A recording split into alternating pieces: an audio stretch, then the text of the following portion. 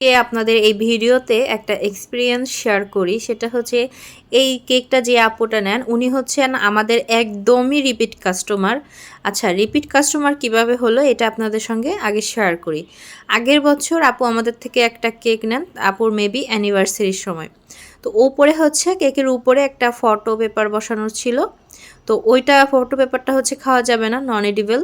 তো ওই যে পেপারটা ছিল ওইটা যখন আমি উপরে দেই, নেওয়ার পরে আপু যখন হাতে পায় তখন পিকচারটা একদম নষ্ট হয়ে যায়, মানে একদম মেল্ট হয়ে যায় অনেকটা। তো পিকচারটা ভালো করে দেখা যায় না। আপুর মনটা অনেক খারাপ ছিল আর খুবই মানে আমার কাছে খুবই দুঃখ প্রকাশ করছে। তখন আমার কাছে অনেক বেশি খারাপ লাগছিল। তো পিকচারটা ছোট ছিল, তারপরেও আপুর অনেক মন খারাপ হয়।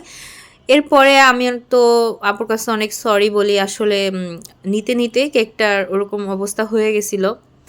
তারপরে যখন নেক্সট ডে আপু যখন আমার কাছে অর্ডার করেন তখন আমি অবাক হই অনেকটা, যেহেতু ওই কেকটার সময় পিকচারটা নষ্ট হয়েছে, আপুর আবার নেওয়ার কথা ছিল না। তখন আপু আমাকে বলেন যে আপু আপনার কেকের টেস্ট এত বেশি ভালো যে আমি আবার নিতে হচ্ছে বাধ্য হলাম। এত ভালো লাগছে আমাদের কাছে টেস্টটা। এরপর থেকে আপু প্রায় মানে সব সময় আমাদের থেকেই কেক নেন আর অনেক কেক নেন। যখন কেক নেন উনি একসাথে 2 পাউন্ড 3 পাউন্ড করে হচ্ছে কেক নেন। আর এই কেকটাও কিন্তু ওই আপুরই ছিল। 1 বছর পরে এই একই ডেটে আপু আবার হচ্ছে আমাদের থেকে কেক নেন। হ্যাঁ, আবার এর মাঝখানে অনেকবার কেক নিছেন। আর পরপর এটা 2বার হচ্ছে কেক নেন, 3 দিন কেক নেন, 3 দিন নিছেন। একদিন হচ্ছে একটা ড্রিম কেক নেন আলাদাভাবে, আর এই কেকটার সাথে আরেকটা ড্রিম কেক নেন।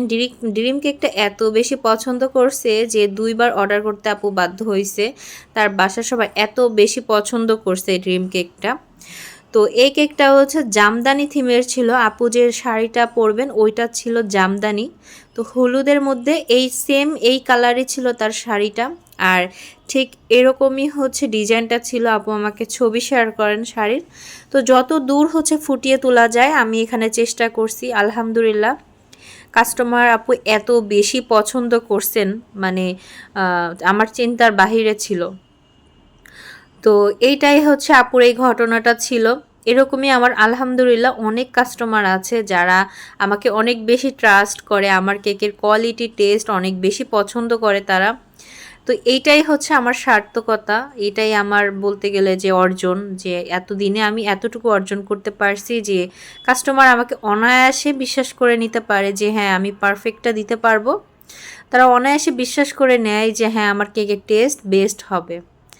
তো এর থেকে বেশি পাওয়া আর কিছুই নেই। আমি এখানে সর্বোচ্চ চেষ্টা করছি যতটা সৌন্দর্য ফুটিয়ে তোলা যায়।